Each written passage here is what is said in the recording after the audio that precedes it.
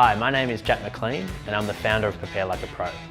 Growing up, I loved playing cricket and football and had a strong passion for helping others. Over the past 11 years working in the industry, I've been lucky enough to have worked alongside Shaun Murphy, the head strength and conditioning coach at Essendon, Luke Boyd, physical performance manager at Hawthorn, and interned under Andrew Russell, high performance director at Carlton. I started Preparelikeapro after my time as a strength and conditioning coach at Hawthorn Football Club to help developing footballers gain a competitive edge with AFL standard preparation methods. If you're a developing footballer wanting to take your game to the next level, we'd love to help you. At Preparelikeapro, you can expect to not only improve your athleticism, but also lower your risk of injury or overload. There are training programs suitable for every level of involvement. I would love to help you choose the one that best suits your goals and personal motivation. Head to our Inquire Now page and I'll get back to you soon.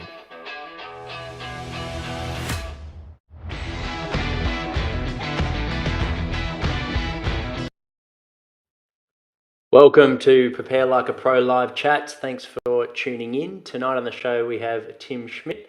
He is the founder of Kicking Dynamics, the inaugural AFLW Head Coach at GWS Giants, and a former AFL player for the Sydney Swans. Super excited to chat with Tim tonight about his story in both as an athlete, as a coach, and then now as a business owner. He's currently educating and developing players, coaches, and parents across the country, primarily focusing on kicking. For those that aren't following Kicking Dynamics, be sure to do it, whether you're a coach, an S&C, or a developing footballer. You'll get a lot out of his page. He teaches fundamentals in skills of Australian rules football. And before we start tonight's episode, our mission here at Preparelikeapro is to empower aspiring athletes and staff with practical knowledge from some of the industry's most inspiring individuals. If you like the show, please show your support by following us on Instagram and subscribing to the podcast. We're on iTunes, Spotify, and YouTube. Thanks for jumping on tonight, Tim. Thanks, Jack. Thanks very much for having me on board. And, I just firstly want to say that, I love the work that you're doing as well and the positive impact that you're having on, athletes and coaches as well, which is sort of, what I'm doing as well. So, love your work. Yeah, awesome, mate. It's good to see fellow Aussies like ourselves doing it. I know in America it's been pretty big in the private sector space in athlete development and skill acquisition. But no doubt in Australia there's probably going to be a lot of growth over the next few years and hopefully we have some part to play in that. Take us back to the very beginning, mate. At what age did you start playing football and where did you play your junior football? Yeah, so it feels like a long time ago now. Even, I guess the elite playing days, when you start to talk about when you sort of retired and when you finished it, you just go, wow, it's a long time ago. So I first started my career in a real little small country town called Robertstown, which is about 2 hours directly north of Adelaide. And it was called the Robertstown Roos. And back then there was only sort of under 13s, under 16s, B grade and A grade. And being a real small country town, I was actually playing under 13s as a 6-year-old. So, so do you think about being in Sydney now and you've got pretty much every age group, under 9s, under 10s, under 11s, under 12s. So when I tell players and coaches that sort of story, you sort of get a bit of a look on, oh, wow, you really played that. And I do tell I do tell the story that for pretty much a year, I sat in a forward pocket and I actually didn't touch the footy at all. It wasn't until my second game when my second year of playing that I actually got a handball and, I was over the moon that I actually got a possession in the game. Far out. Well, that's for a kid, that would be hard for an adult to cope with a year of that, let alone. Absolutely. And look, there are obviously different times back then and being in the regional areas as well. Like, I was playing a lot of the weekends, I'd play under 13s, under 16s, and then either B grade or A grade. So I was playing 3 games in the one game, in the one day, which, it's almost unheard of nowadays, especially in sort of the city areas. Yeah, absolutely. So when you must have loved the game to commit to it and get through. What sort of took you? Why did you love the game so much, even though you weren't getting possessions and everything? What did you love about it? I think sometimes it's just, in your DNA as well. Like I come from a really sporty family where both my mum and my dad were fantastic sports people. So, you know, my mum was an amazing netballer. She obviously played other sports, but, you know, netball was her main one. And you know, she played A grade at the age of 14 and played, she did the calculations and probably played over 650 A grade games. So Wow. when you think of that, you know, nowadays, but the problem is no one took those stats back then. So she doesn't actually have a record of, you know, that many games that she played, but she did the sums and it worked out to be about that. And then my dad was an amazing footballer. He, you know, through living in the country in a small town and being, you know, I guess not that wealthy back then, he didn't have, I guess, his parents couldn't afford to drive him down to Adelaide and play in the Adelaide competition, even though he was sort of, you know, good enough to play in the SANFL. So sort of he chose to, you know, work as, and I think he started work as like a 14-year-old.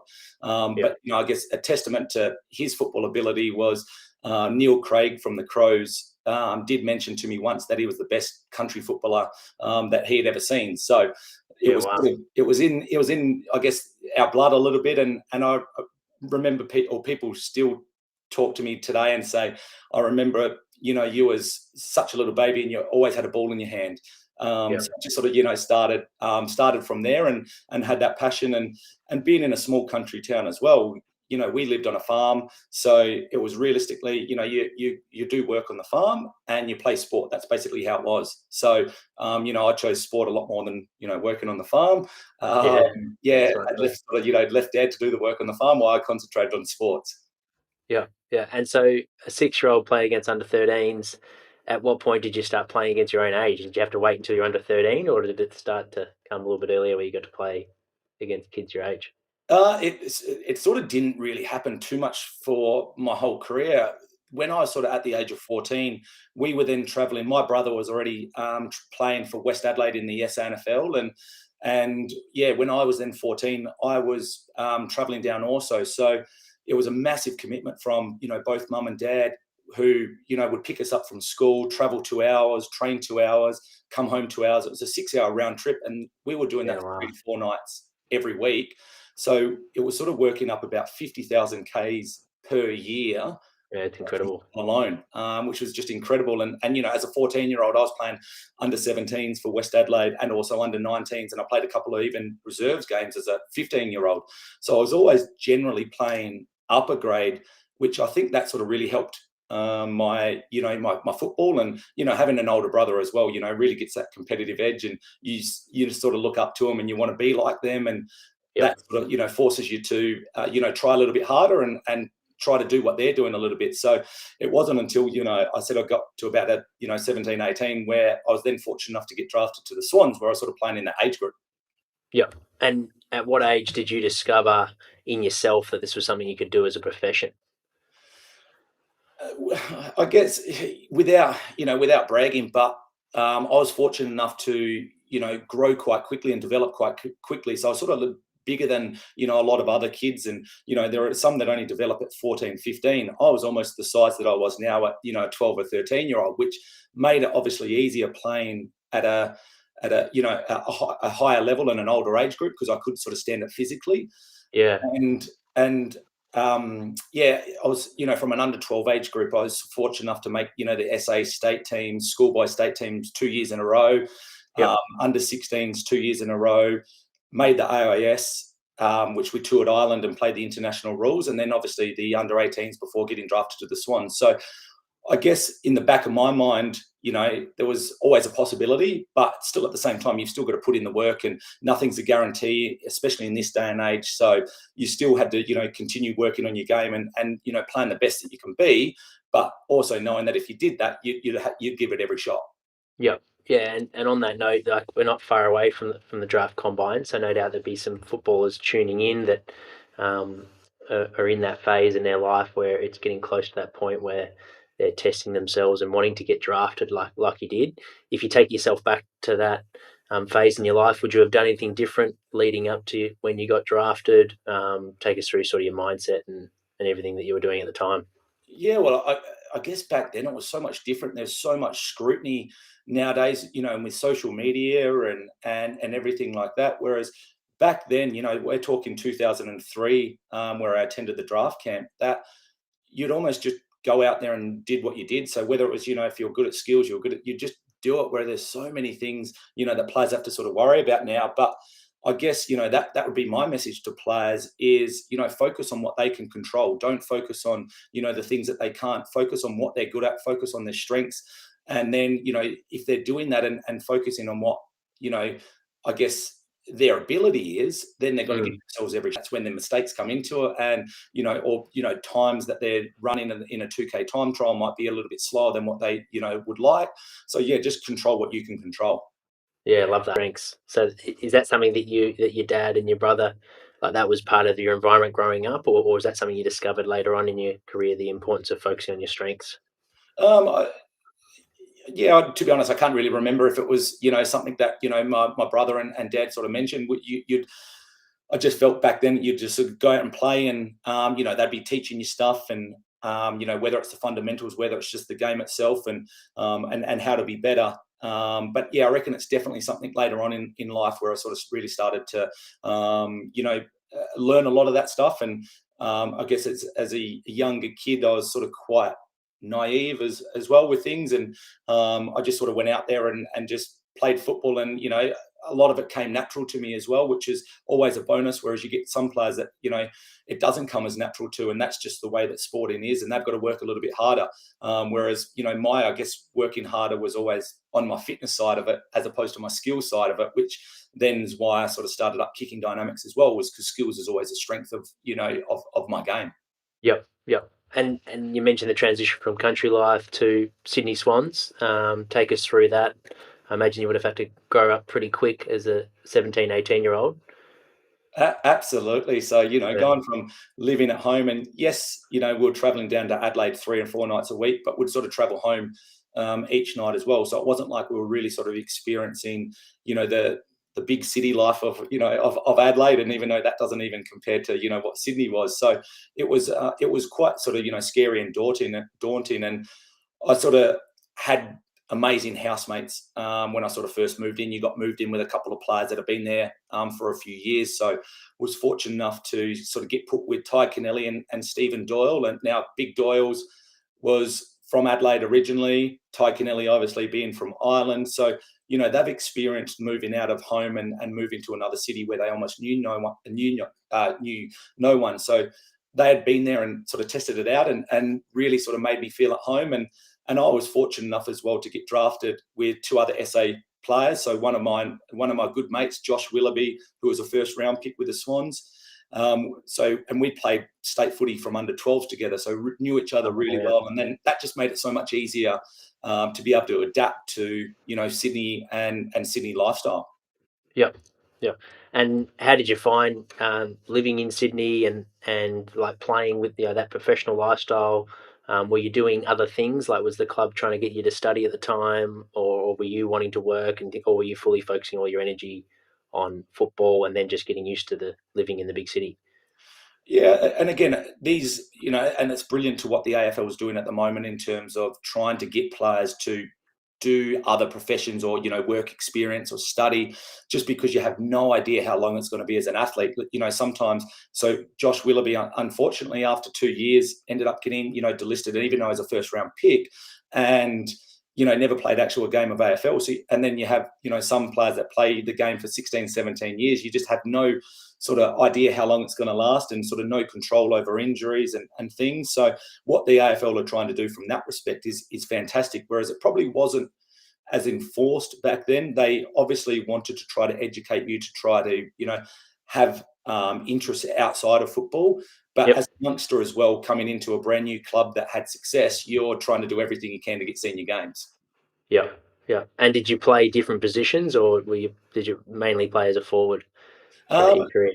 Yeah, so I was actually a midfielder. So when I played all my reserves games, I was generally a midfielder and played there most of the game. But what the Swans sort of do really well with these young players, and you see it even, I guess with like someone like Callum Mills at the moment, he starts his career off, at the half back and develops into a quality AFL player before sort of moving into the midfield. Whereas, you look at his junior days and he was a midfielder as well. And that was sort of similar to me. And we had great midfielders already in the side: Brett Kirk, Jude Bolton, Benny Matthews, Nick Fosdyke, all of these types of players. So as a young player coming through, you sort of learn the ropes and you play half forward, you play wing. Sometimes you would go into the middle.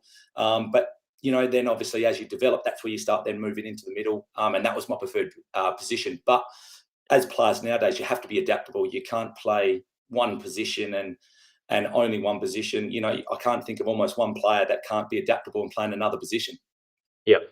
Yeah. And you mentioned kicking was your strength. Like, what was one of your tactics and methods to keep sharpening that skill? Just now that I'm finished, and I know that, obviously I own Kicking Dynamics and things, but I'm constantly I'm still carrying a football, kicking it to myself inside. Obviously try not to break things like I probably did as a junior in mum's and dad's house. But just, constantly just touching the ball and working on your craft. You can't work on your craft enough. You can always improve, you can always develop, and you take a leaf out of, other sports, and you're watching these superstars like, LeBron James, who's regarded as one of the best, players ever to play the game in NBA, and he's still working on his craft in the off season. And that's why they're so good, is because, they're still working on things even after being in the system for so long. Yeah. Yeah. And you mentioned like the unknown, like your friend Josh, who was listed even though his first round pick after a couple of years.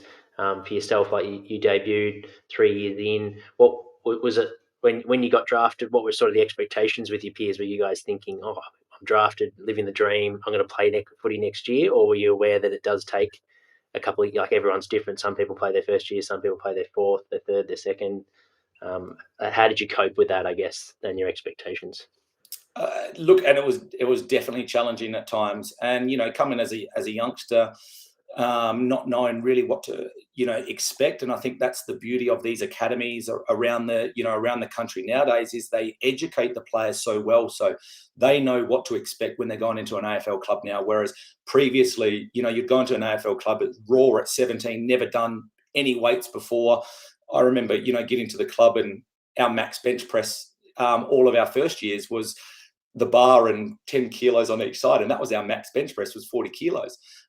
You look at the players nowadays, and at 15 or 16, they're lifting that, and by the time they get into the system, they're so much better equipped. So it was sort of challenging to begin with, and then also going into an environment like the Sydney Swans, where the year that I got drafted, they just made the prelim. They're really starting to find their straps and find their form, and as a youngster, wanting to play games and I guess seeing other players that you grew up with that I guess necessarily weren't as good as you playing games at these other clubs as well was extremely challenging and frustrating. And I guess that's something that I've had to learn along the way, is that, the perseverance and also, that the consistency too, to make sure that you're ready whenever the time's right for you to get called up. Yep. Yep. And how'd you find it? How'd you find your first game? And were your family able to watch the game and take us through it?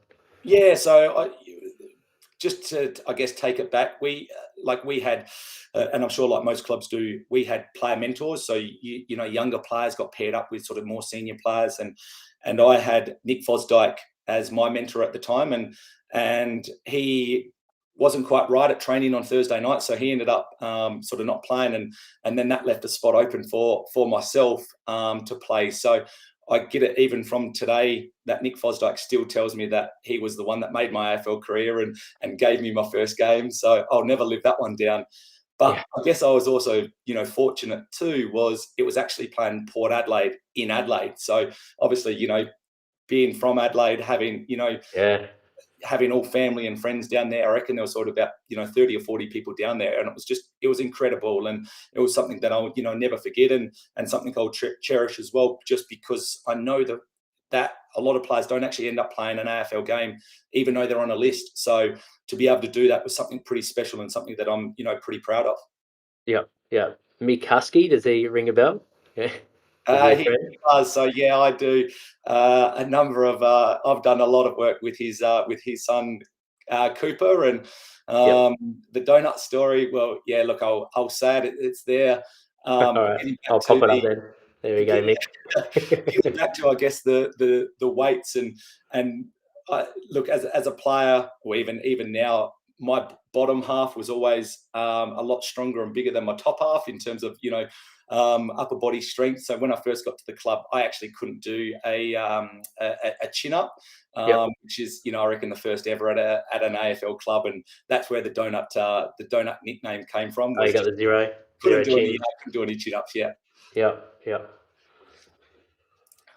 But then once I obviously built up that strength and obviously slimmed down a little bit, because obviously the training, I ended up, I think smashing out about 27. So then I go to the opposite side and say, well, no one's improved as much as what I have either. Yeah, absolutely. 27. How many years did it take you to get to that level from 0 to 27? That's impressive. I think that was probably around sort of my sort of fourth or fifth year, where I sort of really concentrated on running in the off season and didn't really touch the footy too much in the off season, because obviously my skills were quite high and at a quite high level as it was just naturally. So pretty much I spent most of the preseason just running. So I sort of really dropped that weight and was able to move around the ground easier, and that sort of helped me get my first game and play senior football too. Yep. For those that are tuned in, if you want to ask questions, send them through via the chat box, and at the end of the interview with Tim, we'll go through some questions at the end. Hopefully no more ones like that donut story. Yeah, we've had our funny. The rest can be a bit more serious. Okay, so back to your career. So you've had your debut, and you mentioned you were lucky enough to be in Adelaide. How did you go from then on? Were you able to cement your spot in the team? Obviously, it was a super successful Sydney team, as you mentioned, in the top 4 sort of team in the league. It must have been pretty hard as a youngster playing in that team. How did you find your debut and successive games? Yeah, look, from anyone's first game, it's I wouldn't put sort of too many expectations on players' first games, because it's a level that no one sort of experienced before. It's the highest level that you can actually go. So the messages were go out and just play to your strengths and play to your ability and do what you do well and focus on that. And look, I feel that I did that, and it was a different time again back then, where there's a lot of players that get pretty much equal playing time, whereas back then you'd only as a youngster you'd only sort of go on the ground when the superstars and that came off for a bit of a breather, and you get 5 or 10 sort of minutes out there, so you sort of had to make a bit of an impact when you're out there, and then you'd come off again, and most of the time you're sort of getting 40 to 60% game time, whereas now that's just changed, and more players are getting even a playing time across the level.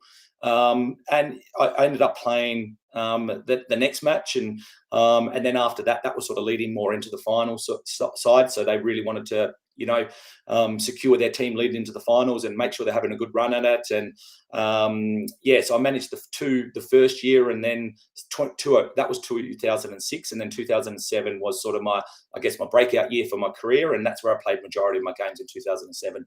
Yep, awesome. And then, so you played a total of 17 games, is that right? And kicked a fair few goals as a midfielder. Yep.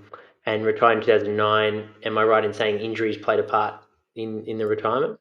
Yeah, so in the preseason in 2008, I really wanted to work on my fitness, and it was actually my housemate Ty Kennelly, who pulled out of a drill, said as he did, he obviously had the right to, and he earned the right to obviously pull out of drills when he wanted to. So he said, what, I'm out of this one, and me being wanting to make sure I was getting fitter and fitter and try to do as much as I could, I then came into his spot, and we were doing a stoppage drill, and unfortunately one of my teammates in the stoppage got the signal wrong, went in the wrong direction, and actually crashed into my knee and did my MCL. And when you think about knee injuries, you sort of go, well, that's probably the better one to do than the ACL, but unfortunately that didn't heal, so I had to have sort of another operation. And then every time I was sort of to be about 100% fit, something would just break down, whether it was quad, calf, back, hamstring. The knee injury, you reckon, it started to compensate?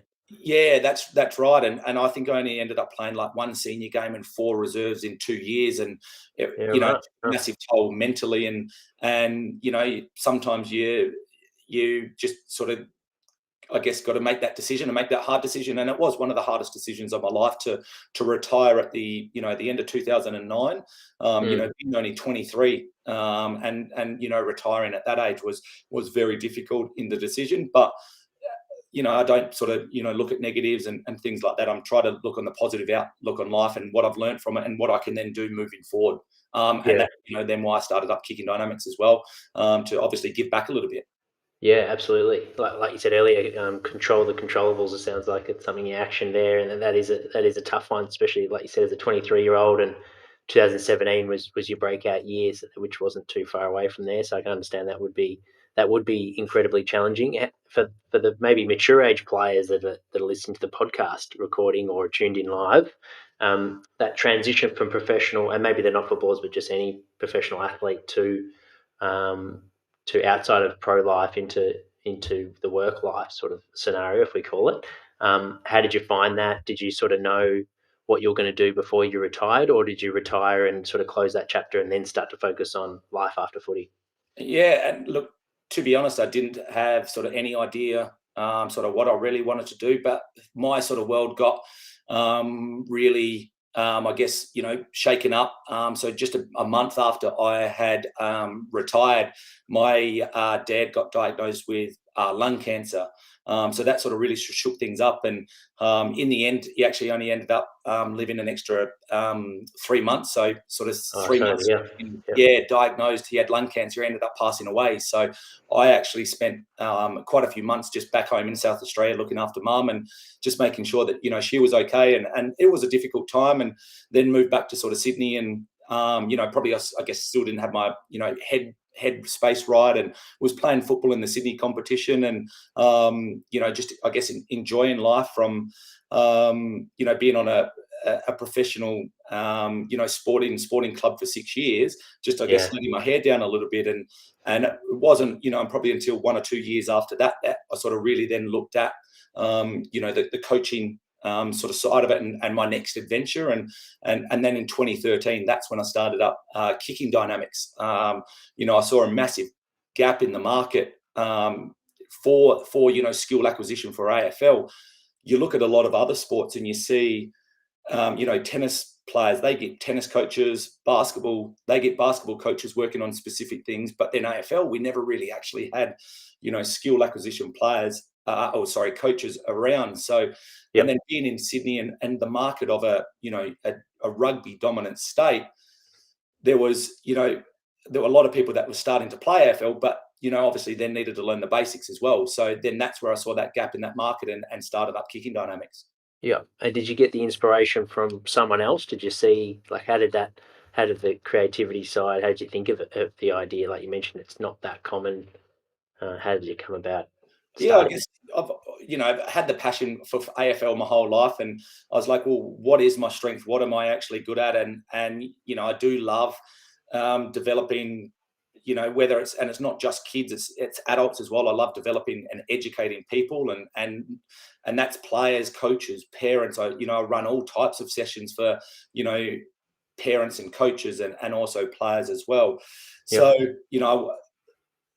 and then also backtracking a little bit, before I got drafted, I mentioned I was fortunate enough to make that AIS sort of system. So during my time at the AIS, I actually had my biomechanics videoed of my kicking technique. So working on, how I make connection with the football, just how I kick the ball so well. And then, when I was during the system, we were using Nathan Buckley, and anyone that knows Nathan Buckley was a beautiful kicker of the football. But then when my cousin Chris Schmidt, who played AFL for Brisbane and Adelaide as well, he went through the system, the AIS system, a couple of years later.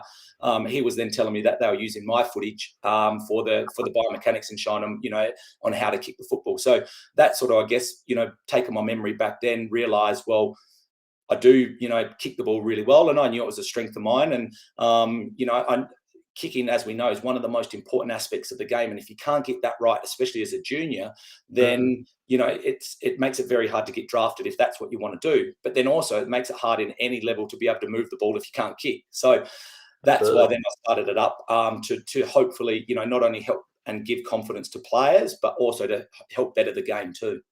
Yeah, amazing. Fantastic, mate. And nearly coming up to, well, a couple of years away from a decade as well. So that's fantastic. Been And the coaching side, how did that come about at GWS and working for the AFL? Yeah, so it was funny. So I just booked my first client with Kicking Dynamics, and I think it was almost like the very next day I got a phone call from AFL New South Wales ACT saying they've got a role for me, and I was like, oh, I just started up, my own business, Kicking Dynamics, and we sort of come to a compromise, and been fortunate enough to have great staff to allow me to be able to do both, and I reckon they've really helped each other anyway, because I'm sort of, while I was working for the AFL, I was sort of on the ground doing Kicking Dynamics and doing kicking sessions. So I really got an understanding from coaches and players and parents from a community level and sort of, and higher. And I was being fortunate enough to have the opportunity to do various coaching roles within the AFL. So, things like Swans Academy coach to working with our state boys and girls programs. So under 16s, under 17s and 18s. I was also the high performance female football coach. So I was fortunate enough to actually start up the female academies here in New South Wales and ACT, which have now progressed to Swans and Giants academies. So that's been, really proud that I could set up that. And then that led me then to, obviously, while I was then being the high performance female football coach, led me to the Giants AFLW, because I'd had obviously experience in that background and with previous sort of coaching roles, and I knew a lot of the players as well. So that sort of then really helped me do that role. Yeah. And of all those different experiences that you got in development and high performance at the top level AFLW, what did you love the most? Is it more the development of the next generation? Is it more education, like seminars with coaches and parents, or is it like sort of the head coaching component of the role? Yeah, and looking back on everything, I guess you'd have to say that development has always been, my probably biggest passion for all of it. I want to make players, I guess, better, and going back to the Swans days, when Paul Roos was coaching, Roosie then, basically said, what would we like written on our football tombstone? So what that sort of meant was, when we left the game, whether that was a player, whether that was a coach, whether that was in the media or whatever it was, when we left the game, what do we want our tombstone to say about us? And I remember writing on mine that I would like, to leave the game, better from when I left it than when I started. So, that development and really giving players confidence, because if you get the fundamentals right, everything that players do in their game will lift because of it. And I guess I go to one of the quotes from the great Michael Jordan. He says, you can practice shooting 8 hours a day, but if you've got a bad technique, then all you become at is shooting good the wrong way. Whereas if you get your fundamentals right, then everything that you do will rise. And I explain that to players, and they sort of go, well, how is that the case? And I then, go, well, if you've got the confidence in kicking or marking or handballing, but let's just take kicking, you want the ball more. So if you want the ball more, you're going to lead a little bit harder, call a little bit louder, run a little bit faster, go in and win the footy that little bit more. So then you start then playing better overall, and it comes from just giving them that confidence in the fundamentals. And sometimes we can overcomplicate the process, and the game of AFL, I still feel can be quite basic. And if you generally do the fundamentals well, you're going to win more games than you lose. Yeah, love that. Awesome. There's been a fair few questions come through, so we'll have a quick drink break and then we'll start reeling off those questions. Thanks for sending them through, guys. I'm currently on private one-on-one sessions at a location, whether that's field or in the gym. Also online consulting sessions and numerous Zoom sessions, like information sessions containing maybe nutrition, strength, sleep, anything like that makes you a better player. Especially when it's hard to be able to make those field sessions and those gym sessions, the online consulting is really a big tick, because it's able to cater for anyone's needs if they're unable to travel or are long distances away. Hi, I'm Jack McLean, an AFL football strength and conditioning coach, and I want to introduce you to the Prepare Like a Pro Academy. Our academy is a subscription-based platform where you can sign up to be a part of our community. If you get to the end of each episode of the podcast and are hungry for more, this is for you. Designed for aspiring AFL athletes and staff, you'll receive heaps of bonus weekly content, learn who the guests are in advance, and submit questions. Access to our Facebook group with Jack and other Preparelikeapro coaches. You'll be able to receive merchandise, program discounts, and freebies, and get free access to our live events, exercise technique database, and much more. This is a great way for you to support the podcast, and it helps me with production and release of epic content for you guys each week. Your contribution goes a long way in making the Preparelikeapro community possible. For a small monthly fee, you'll have access to all of the special content released on our Academy forums. There's no lock-in and you can cancel absolutely anytime.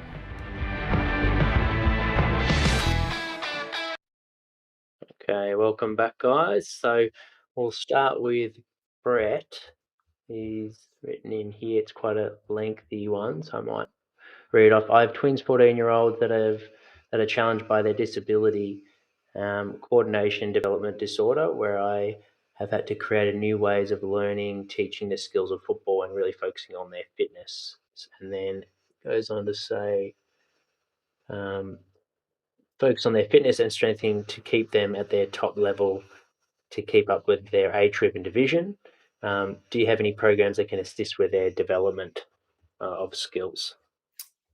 Absolutely, and we've had a number of players like that, and I guess the key for that one is trying to which is our philosophy anyway, is try to simplify the process as much as possible, but then also have fun doing it as well. You've got to be enjoying what they do, but by simplifying the process and making the technique as easy for them to understand and easy for them to do, then they gain that sort of real confidence out of it. And then once a player then starts to get confidence, it's anything sort of can happen from there. And we see I get a number of feedback from parents saying how much not only in the football field but then also out in the life as well, how much their kid just seems to be so much more confident around things. So absolutely, we definitely deal with all sorts of players, whether they have disabilities, whether they don't, any ages, any gender. We work with them all. Yep. And then this one from Martin Toller: do kids have footy in their hands enough these days, especially with so many other options like video games? And to be perfectly honest, I don't think so.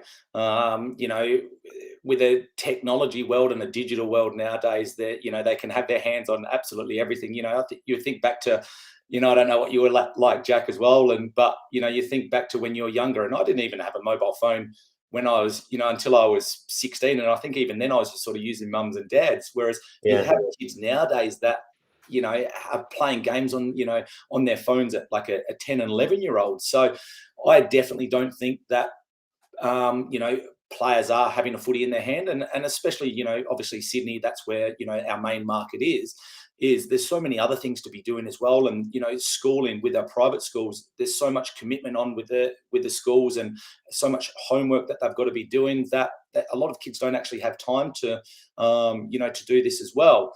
But that's, I guess, the great thing about our and what we're trying to do on our social medias as well is actually give you guys drills that the players can then do at home, and they don't need much time, they don't need much space, but they're still working on their craft. And you can get 200, 300, 400 touches in the space of 10 to 15 minutes. So that's what we're really trying to educate on our social media. So I guess if if no one if you're not following us, please do, because we do have some excellent content like that we can help the players in small amounts of time or small amounts of space. Yep. This one's from Andrew Nicol, just giving you a bit of a pump up, mate. Tim was amazing for my boy. Thanks for that, Andrew. Yes, I've done a number of sessions with his boy Taj, and it was awesome working with him. And I've done it for a number of years, and just again seeing the development from when you first get them to a couple of years later, and it's just incredible. To see the transformation and development in a player, and just seeing them grow and develop. Yeah. And this one's from Damien Grantham. What's your thoughts on the best kicking techniques for teaching kicking fundamentals while using the game's approach to kids? Yeah, and I guess this is about our whole sort of philosophy, and what we sort of go by at Kicking Dynamics is simplify the process. So when we sort of look at the fundamentals, is don't overcomplicate the process. There are some coaches out there, and I listen to a lot of community coaches and all that as well, telling players on things that they should be looking for or doing in the kick. And after all the experience that we've sort of had, those areas don't actually have a massive impact with the actual kick and how the kick actually goes. So we try and eliminate those, because if you then have less things to focus on, the players then know that it's easier to do. They can then concentrate on them as well because there's less things to do. Then that means they're more likely to do it, which then that consistency comes into it. And then that's going to then help in the game. So, we're a big believer of working on our fundamentals first and making sure we get that right. And then once we start doing that, then start working with the game and the pressured situations. Whereas if you start then doing too much game stuff too early and don't get the fundamentals right, then kids can often get frustrated because they are under pressure. So their skills obviously drop because they're under pressure. So making sure we get the fundamentals right first, but then once they do, absolutely start doing the same process but just under a little bit more pressure. You mentioned the drills and some of the cues that you hear that may not be the optimal ones to use. What would be sort of top three that spring to mind that you hear quite commonly that you would, and then maybe the three that you'd prefer to hear more commonly that would be the optimal? Yeah. So with the kicking technique, things like, I hear players come to me and say, well, what about my balance arm? I've been taught, to have my balance arm out a certain way. And yes, I guess, it has a minor impact on a kicking's technique, but it's an individual case. Like if a player finds balance with their sort of, balance arm sort of down towards their body and it works for them, then, I'm going to leave it like that. I'm not going to change their balance arm if that's what works for them. So that's definitely sort of one that, I don't really sort of look at. I let the player just, have their balance arm how they would normally have it. Another one is pointing the toe, and you get that quite a bit. And I'm not sure if you've, heard that over the years in your lifetime, Jack, but pointing the toes towards the target. And I get why coaches sort of say it, but they also say pointing the toe makes the ball go lower. And then I ask, players and coaches and parents, well, how does the ball actually go lower from pointing your toe? And when you start to really think about it, they start then talking about their where they're making impact with the ball. So pointing the toe doesn't actually make the ball go lower. It's all about our timing. So where the ball and the foot meet. So if it's lower to the ground, so you bring your foot through a little bit later, then that's going to cause the ball to go lower, and it's going to allow you to kick through the football. Whereas if you then bring your foot through a little bit earlier and make connection out in front of your body a little bit more, then it's going to go higher. So in all different sort of height kicks and also distance kicks, we keep our process exactly the same. How you get different distances is leg speed, and how you get different heights is the timing, but the actual technique and process stays the same. So then what happens is then a player's then only practicing one technique instead of 5 or 6, and you're going to become more consistent if you practice one over 5 or 6. I guess the key areas that I look for is alignment, is making sure that you're aligned with the target, because again, you want to simplify everything. And I get in games of football, there are times where you might have to kick around the corner and do that, but when you're practicing and starting off and is making sure everything's in line with the target, because the reality is if you keep everything in line with the target, guess where the ball's going to go? It's going to go straight. Whereas if you start then twisting or veering off to the side, that just adds variables. And then under pressure, those variables we find obviously increase the chance of things going wrong. And then that's when the consistency drops. So making sure the alignment's, straight towards the target. Ball drop, we like to, again, simplify that process of bringing it straight out and then bringing it straight down to your foot. It's so much quicker to do, but then what it does is it causes the whole technique just to flow a lot more. So it helps create a better contact with the foot, which then increases your timing, and that's going to help consistency. It's going to help get more power. But then I guess the other thing is just momentum, move through the football. A lot of players will do it up until they kick, but then stop.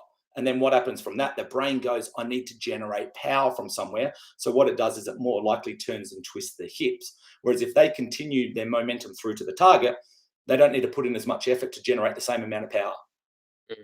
Okay, that's interesting.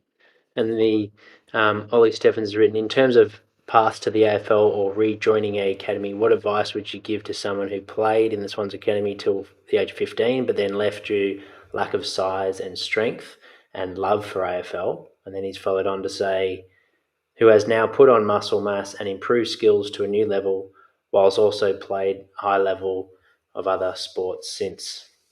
Yeah, and great question, Ollie, and thanks for sort of tuning in. What I would sort of suggest is obviously you've worked on some of your, I guess, areas that you sort of need to, and improving your skill level and also the muscle mass is just keep at it and just keep working on your strengths. You've still obviously got time, being at 15 years of age. Nobody gets drafted at 15, so there's still plenty of time left. So if you just keep working and keep improving and working on your strengths and playing good football, that's, you can't beat playing good football. Obviously it comes with preparation, absolutely, but play good consistent football, and then that's where, you know, things will start to get noticed a little bit more. And you know, things like the Swans Academy, Giants Academy, all these people out there have different scouts and different reporting systems. So if you're playing really good football, you will get noticed in the long run. But yeah, just work hard and keep working on the things that you're good at, and keep working on things that you also need to improve too.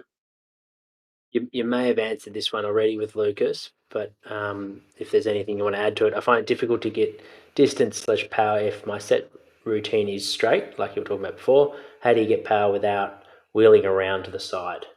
Yeah, and that's a great question, and we get that you know, quite a bit as well, in terms of that power, in terms of that distance. It may not be a set shot, but that's a, you know, that power and distance is a big question that we get asked. And momentum, yeah, through the ball. So everything going towards a target, because you've got momentum through the ball, you are going to get that impact. There's probably no question that you probably do generate a little bit more power from going out to the side, but what you do is you decrease the accuracy, because there are extra variables that you have to get right. So whenever you then increase these variables under pressure in a game situation, your percentage of getting it right lowers. So my then question to players is, you know, we can work on getting that extra distance, but if it means then compromising your accuracy as well, which would you rather? Would you rather hit 4 out of 10 and kick 50 meters, or would you rather kick 7 or 8 out of 10 and kick 47 and 48 meters? You know, it's only a couple meters difference, but without sort of having to look at the techniques as well, Lucas, you know, because there could be something within your ball drop. There could be, you know, something with your timing and you know, the momentum part as well. But try keeping everything in line and keep moving through the football, and also with the ball drop, like I mentioned, bring it out and then down to your foot and let everything flow. Don't let your technique break down, and then that's where I find that people generate a lot more power. Awesome. Great questions, guys. We'll now move into more the personal side, Tim. So these questions are a little bit different to the serious ones we've asked before. They're a bit of fun.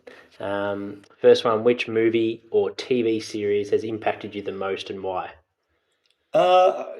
Yeah, a great question. I'll I guess, you know, I'll say one movie, and then also a TV series as well, was, I guess, the movie. And I love sporting movies. I love a lot of movies, but sporting movies in particular. And I guess Coach Carter comes to mind. I don't know if you've seen Yeah. Jack. Yeah. But I guess what I love about it is Coach Carter comes in with a process and a plan, and he believes in it as well. And you know, there are a lot of people out there that don't disagree with, you know, what he's trying to teach and what he's trying to do, but he knows that it, you know, that it works, and he has faith in it and believes in it. And in the end, you know, you see the kids and the players actually, you know, really buying into what he's then trying to sell. And you know, the success story from it is absolutely incredible. And I guess that's like us as well. We have this process and we know that it works. And you know, there might be some people out there that don't disagree, but you know, that's what, you know, we've known from our experience at the highest level. So yeah, I love that sort of, you know, that movie, and watched it, you know, a number of times as well. Yeah. I guess the TV series is being a bit of a basketball fan and being a Jordan and Pippen fan growing up, is The Last Dance. Yeah, it was epic. It was incredible, seeing all the behind the scenes stuff, and you know, seeing, I guess, what drove Michael Jordan, and you know, his commitment to it, and you know, seeing a different side you probably wouldn't normally see was just fantastic. Yeah. It made you realise there was no, you know, he really created his own luck and success, didn't he? with his drive. Absolutely, and just hearing stories like he would actually, create a story in the media just to drive himself in, a championship game, and then being able to deliver on it as well is just extraordinary. Yeah, he was in a class of his own. Favorite inspirational quote or life motto? I have a few, and I guess I've sort of mentioned things about the kicking dynamics process, and Bruce Lee comes to mind, and I use that a lot in my sessions as well. And I'm not sure if you're aware of this one, Jack, but he has this quote that basically says, "I fear not the person that's practiced 10,000 kicks. I fear the person that one kick 10,000 times." Yeah, and I love what it. I see from a football sense is I see kids, kicking the football, which is absolutely awesome. We want them to see them kicking the football more, but they're doing something different every single time they kick. Yep. Whereas if they're practicing the same technique, their improvement's just going to rise so much more. So you can be doing a stationary kick, you can be doing a kick on the run, you can still be doing a kick for goal, but the process doesn't actually change. And if you practice that, then what happens is that consistency comes from it, and you'll be much sort of greater in terms of your fundamentals and your kick. I sort of mentioned I was a bit of a Jordan fan, so anything from Michael Jordan is fantastic, and I love the saying, and I mentioned it before about the shooting 8 hours a day, but get the fundamentals right, and everything that you do will rise. And then I guess from our model from a business point of view is just simplify the process, keep it as simple as possible. We overcomplicate. Some people overcomplicate things, more than what they have to. Just keep it simple, and you'll be fine. Mm-hmm. And in your work life, what makes you angry? What are your pet peeves? Yeah, look, there's a few of them. I'll narrow it down to a couple. I guess one is, and again, I'm not knocking, the players that are out there kicking the football, but seeing just players just kick bananas and snaps, constantly, pretty much all session. And I get it, it's fun, absolutely. But if players want to develop and get better, when you sort of think about the percentage of how much we use a drop punt versus how much we use snaps and bananas, is, we use it like 90% of the time in a game, the drop punt. So that's the one that we should be practicing the most because we're using it the most. It's not to say that we shouldn't learn how to do snaps and bananas, because you do need to know how you how to do them, just in case the situation comes. And I know my last ever senior game, it was against Port Adelaide again, so I debuted against them and then finished my career against them, and it was 3 minutes to go, scores were level, and I took a mark near the point post, so I had to then I ended up doing a banana. I was lining up for a drop punt until Michael O'Loughlin goes to me, what the heck are you doing? And I said, just going for a drop punt. He goes, go a banana. And I was like, well, he's played 300 games. He's a legend of the game. I look up to him. So absolutely, I'll do it. I'll listen to him. And yeah, lucky I knew how to do it, and ended up, winning the game because of it. So you need to know how to do it. But I use it as a reward. Work hard and get the drop punch right first. And then, you finish off with your fun. Yep. Yeah. And then I've sort of mentioned it. Another one is just coaches that sort of overcomplicate the process, and players that change their process, i.e. goal kicking. You look at goal kicking and it's at 150-year low, which is staggering considering all the time and effort and how skillful players actually are. Like, skillful players are more skillful than ever, yet one of the most basic fundamentals of the game is at 150-year low because they change their process. They lean back, they twist their hips, they go out to the side. Whereas if you do keep everything in line, you're going to kick more goals just because the technique is simpler. I do get a lot of people talk about pressure and fatigue and the speed of the game. That all plays a part, but it plays a worse effect when you do all these different variables. Whereas if you keep everything straight, even in under fatigue, your kick's more likely to go straight. That's another one. Yep. Yeah, it makes a lot of sense. These last two are COVID-free world, if we can imagine it. What's your favourite way to spend your day off? Yeah, look, and to be honest, over the last sort of 8 years, as I've spoken about having 2 full-time jobs at Kicking Dynamics and also the AFL. There wasn't too many times off just because I was so busy doing either AFL work or the amount of sessions that we're sort of having come in. So my work-life balance was sort of pretty non-existent, at the start. And that's something that I've had to really work on, is trying to take a weekend off or a day off here, but spending it with, my wife and little 2.5-year-old, is, with the limited time that you sort of have together, you want to make the most of it. So, and my wife, Leanne, who, has probably influenced me the most since my business, she's, my business partner, and I'll basically go to her with everything, behind the scenes. What she does is absolutely awesome. So, we like to just, take our mind off things and, do things that our little boy Fox, wants to do, go to the park. We actually still kick the football with him, play, different sports, go to the playground. We love eating out as well. So, breakfasts or lunch, or, just chill out and just, take it easy. Yeah. Can he drop the ball on his foot? He's sort of similar to myself as a youngster, just ball crazy. Oh, man. Yeah, can't get enough of it. And yeah, look, I may be biased, but he does kick a good ball for a 2.5-year-old. Yeah, he's true Schmidt then. Favorite holiday destination and why?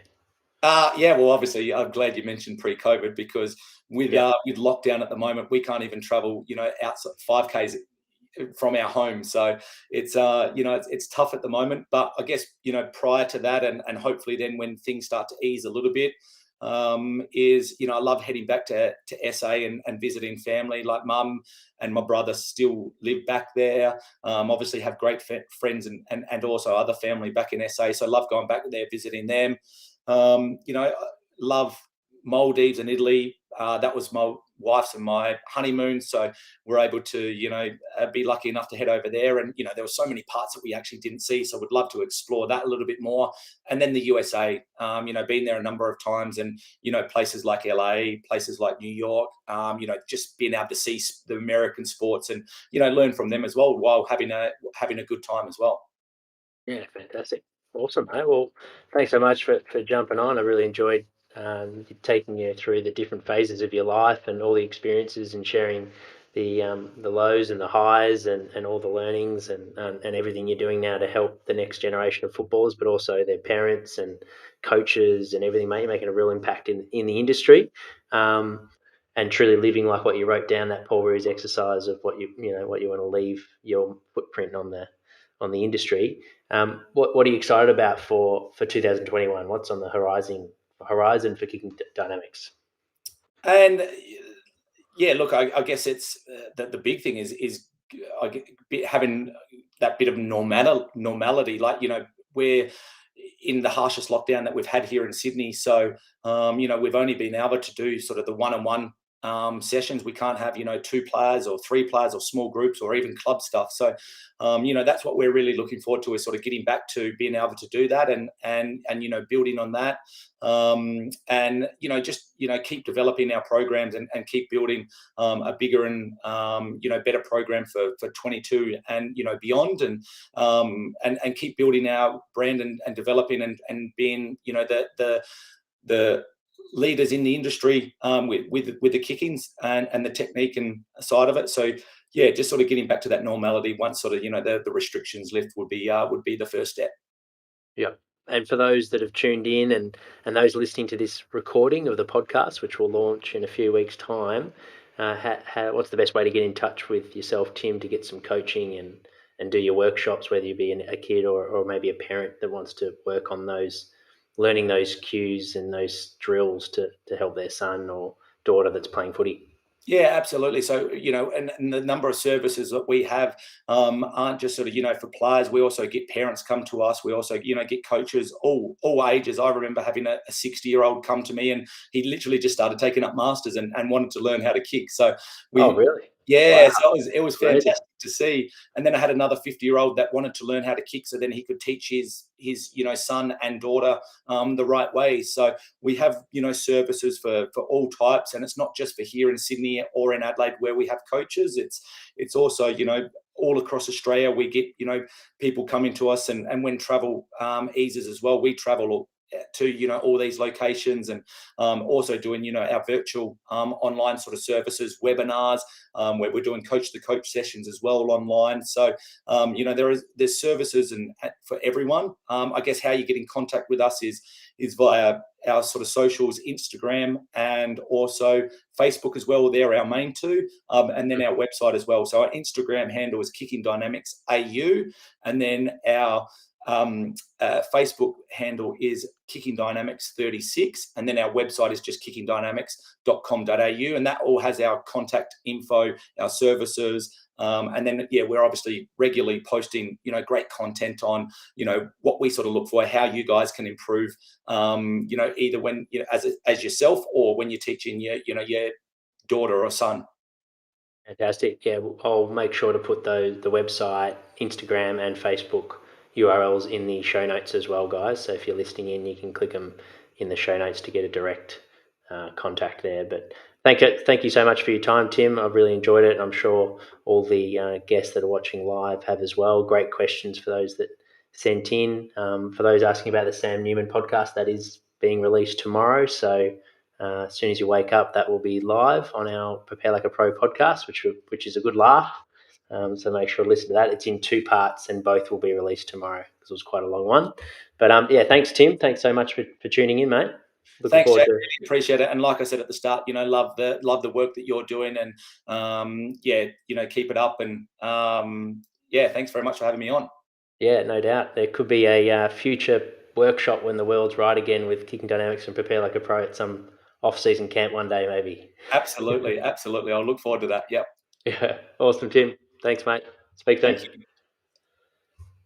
Thanks for tuning in, guys. If you like the show, make sure to follow our podcast. We're on Spotify, iTunes, and then this recording will also live on our YouTube channel, Prepare Like a Pro, where you can watch the full episode with Tim, which I highly recommend. I know a lot of our listeners are developing footballers and coaches, and you'll get a lot out of this episode. It's great to have someone who specialises in skill acquisition.